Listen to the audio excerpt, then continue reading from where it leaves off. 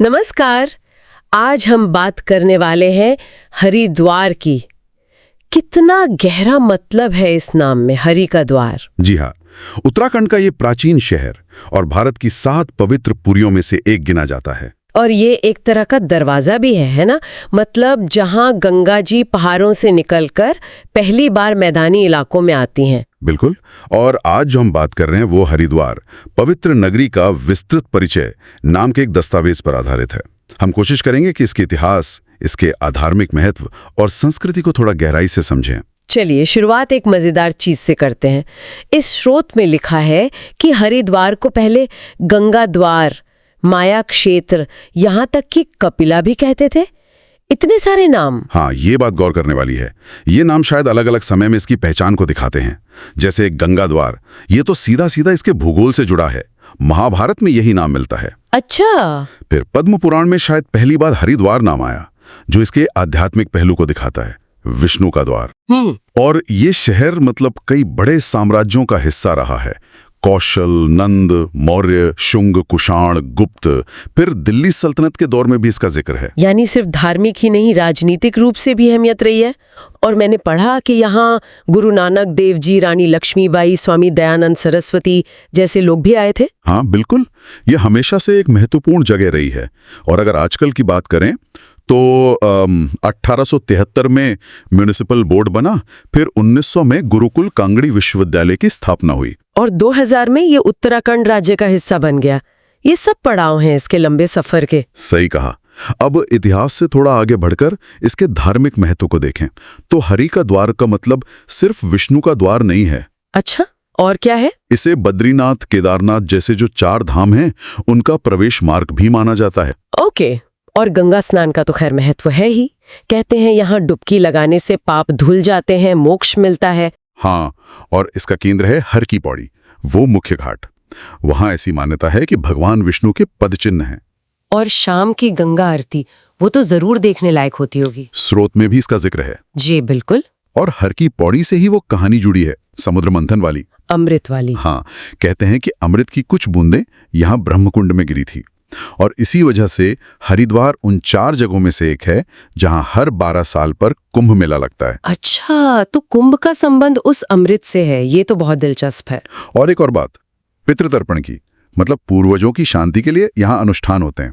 कहते हैं भगवान राम ने भी अपने पिता दशरथ जी के लिए यही तर्पण किया था। वाह। और ये भी कहते हैं कि ये इकलौती जगह है जहाँ सारे देवी देवता आए हैं। ऐसी मान्यता है। हाँ, त्रिदेवों समेत सभी देवता यहाँ पधारे हैं। इन सब चीजों से ही तो यहाँ की संस्कृति इतनी गहरी बनी है।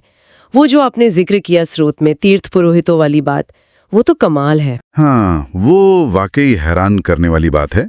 उनके पास जो बहियां हैं, उनमें पीढ़ियों से, मतलब 400 साल से भी ज्यादा पुराने वंश रिकॉर्ड दर्ज हैं। 400 साल, मतलब वो तो जीती जागती हिस्ट्री बुक्स हो गई हैं। बिल्कुल बिल्कुल। ये दिखाता है कि परंपराएं कितनी जिंदा हैं यहाँ। बिल्कुल। और कुंभ, अर्धकुंभ तो हैं ही बड़े आयोजन, लेकिन रोज शाम जो गंगा आरती होती है हर की पौड़ी पर, वो भी एक अनूठी परंपरा है।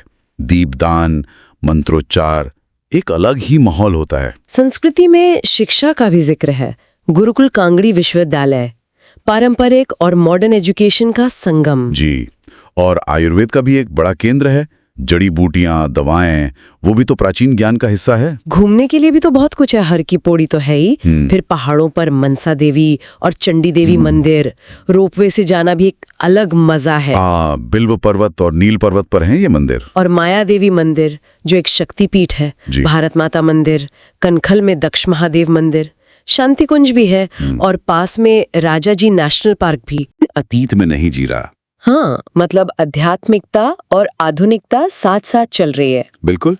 एक तरफ ये प्राचीन मंदिर, घाट हैं, तो दूसरी तरफ भारत हेवी इलेक्ट्रिकल्स लिमिटेड यानी भेल जैसी बड़ी इंडस्ट्री है, सिडकुल औद्योगिक क्षेत्र है। और पास में रुड़की में IIT जैसा बड़ा शिक्षण संस्थान भी है।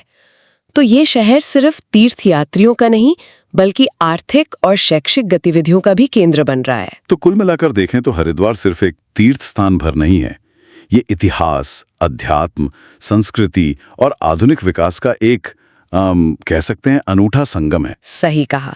कई पड़ते हैं इस शहर की जहां पुरानी मान्यताएं आज के उद्योगों के साथ मौजूद हैं। यहाँ ये सोचना वाकई दिलचस्प है कि कैसे ये शहर गंगा के लिए मैदानों का दरवाजा है और साथ ही लाखों लोगों के लिए आस्था और मोक्ष का भी दरवाजा बना हुआ है। और सदियों से इसकी अहमियत बनी हुई है। बिल्कुल।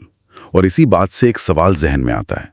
हरिद्वार को हरि का द्वार कहते हैं, जो एक अवस्था से दूसरी में जाने का प्रतीक है, पहाड़ से मैदान या शायद दुनियादारी से आध्यात्म की ओर।